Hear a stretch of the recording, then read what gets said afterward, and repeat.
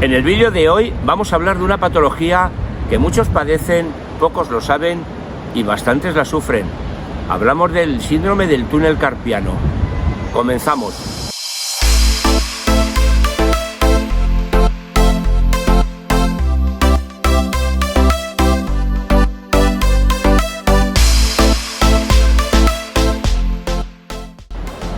Hola a todos y todas y bienvenidos a un nuevo vídeo de Coes Osteopatía. Hoy, como podéis observar, os estoy grabando el vídeo con el mar de fondo. Concretamente me encuentro en la zona de Oya, cerquita de Bayona, 35 kilómetros aproximadamente de Vigo y perteneciente a la provincia de Pontevedra.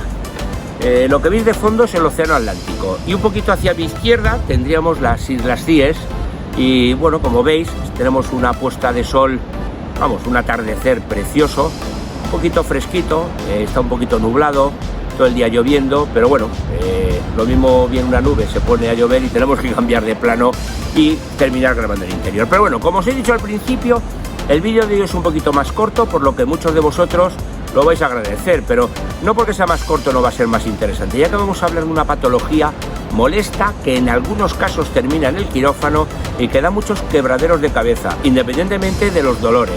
Y hablamos del síndrome del túnel carpiano, ¿vale? Bueno, primeramente os quiero explicar qué es el síndrome del túnel carpiano. Veréis, el túnel carpiano es un canal estrecho en la zona flexora de la muñeca por el que pasa el nervio mediano y los tendones que permiten cerrar la mano. El síndrome del túnel carpiano tiene lugar cuando estos tendones se bloquean, se tensionan e inflaman y comprimen el nervio medio, lo que provoca un hormigueo, un entumecimiento y un dolor.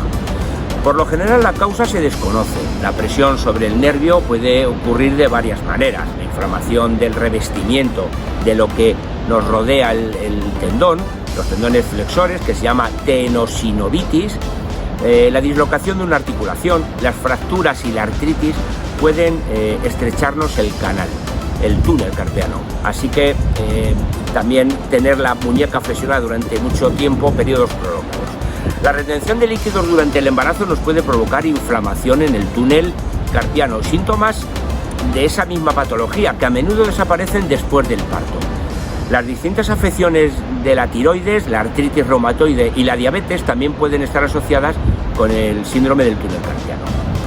Puede haber más de una causa, por supuesto. Los síntomas del problema del túnel carpiano suelen incluir dolor, adormecimiento, hormigueo o una combinación de las tres patologías. El adormecimiento o el hormigueo aparece con mayor frecuencia en el dedo pulgar y en los dedos índice y medio, también algunas veces en el dedo anular. Estos síntomas suelen sentirse durante la noche, pero también se pueden percibir durante las actividades diarias, tales como el conducir o el leer un periódico. Es posible que a veces las personas noten una presión más débil, tropiezos ocasionales y tendencia a dejar caer las cosas por la falta de fuerza. En casos graves es posible que se pierda la sensación de una forma permanente y que los músculos de la base del pulgar se encojan lentamente, es lo que sería una atrofia tenar, lo cual nos impide el pellizcar, el coger por ejemplo una taza. Es importante contar con unos antecedentes detallados que nos incluyan afecciones médicas como en qué se han usado las manos, si no ha habido una lesión previa y demás. Posiblemente se tome una radiografía buscando otro tipo de causas, otro tipo de dolencias, como por ejemplo la artritis o fracturas. En algunos casos es probable que se hagan pruebas de laboratorio. Si se sospecha que hay algún tipo de afección médica asociada con el síndrome del túnel carpiano, puede que nos hagan unos estudios NCV, que es una velocidad de conducción nerviosa, o una EMG, que es un electromiograma, para confirmar el diagnóstico de síndrome del túnel carpiano, así como también para comprobar si hay algún posible bloqueo de algún otro nervio. Con frecuencia los síntomas pueden aliviarse sin cirugía. La identificación y el tratamiento de dichas afecciones médicas, el cambio de los patrones de uso de la mano o mantener la muñeca estabilizada en posición recta nos podrían ayudar a reducir la presión sobre el nervio. El uso de entablillados, de bloqueadores de dedos en la muñeca nos puede aliviar los síntomas que interfieren con el sueño. Una inyección de esteroides en el túnel carpiano podría ayudar a aliviar los síntomas y reducir la inflamación alrededor del nervio, con lo cual notaríamos alivios. Cuando dichos síntomas son graves o no mejoran, tal vez sea necesaria una cirugía para hacer más amplio la zona del nervio. La presión sobre el nervio se reduce al cortar el ligamento que forma el techo, la parte superior del túnel, al lado de la palma de la mano. La incisión para esta cirugía puede variar, pero el objetivo es el mismo, agrandar el túnel con tal de reducir la presión sobre el propio nervio. Después de la cirugía, el dolor en torno a la incisión puede durar varias semanas o varios meses. El adormecimiento o el hormigueo pueden desaparecer rápida o lentamente.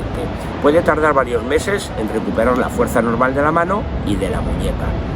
Además, es posible que los síntomas del túnel carpiano no desaparezcan por completo después de la cirugía, en especial en casos altamente graves. Medidas preventivas y consejos. Bueno, pues hay algunas pautas que yo os puedo recomendar a vosotros, a los pacientes, a los que me escribís, pues para la reducción y el alivio de los síntomas.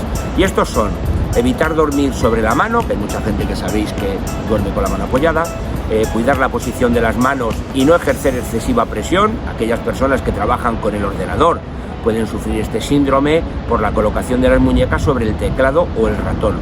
Es aconsejable una postura relajada en donde las muñecas no se encuentren demasiado dobladas, colocar el teclado a una altura del codo o ligeramente por debajo y no ejercer mucha fuerza o presión sobre las teclas. Para evitar este tipo de posturas forzadas se puede recurrir a las alfombrillas de ratón, que contienen una almohadilla para elevar la muñeca, o teclados adaptados para mantener la mano a la altura del codo. Deberíamos de hacer también descansos y rotar las muñecas en esos espacios de reposo. Hay que mantener o intentar mantener una postura adecuada. La colocación de la espalda y de los hombros influyen también en las muñecas por la propia carga. Realizar ejercicios de fortalecimiento y estiramiento de algunas posturas, las posturas de yoga por ejemplo, nos pueden ayudar a nuestras articulaciones, así como la terapia ocupacional o la fisioterapia o osteopatía nos resultan muy útiles en el tratamiento de este tipo de patologías. Mantener las manos calientes en el frío, el frío lo que nos provoca es rigidez en las manos, por lo que es recomendable mantenerlas un poco calientes. Si en el lugar del trabajo no es posible controlar la temperatura, bueno, pues os recomiendo que uséis unos guantes sin dedos para mantener el calor de las manos y de las muñecas. Estos guantes que usan, por ejemplo, los ciclistas. Los baños de parafina pueden ser muy útiles a la hora de mantener el calor en manos y en muñecas. Y poco más os puedo contar de lo que sería el síndrome del túnel carpiano. Recordar que vamos a seguir hablando de patologías, luego volveremos a hablar de algunos consejos deportivos, pero en el siguiente vídeo vamos a hablar de los dedos de garra, ¿vale? Bueno amigos, suscribiros, compartir y sobre todo recordar las 3 I's, importante, interesante, instructivo. Y recordar, con estas vistas nadie se marcha. Saludos de COES Osteopatía.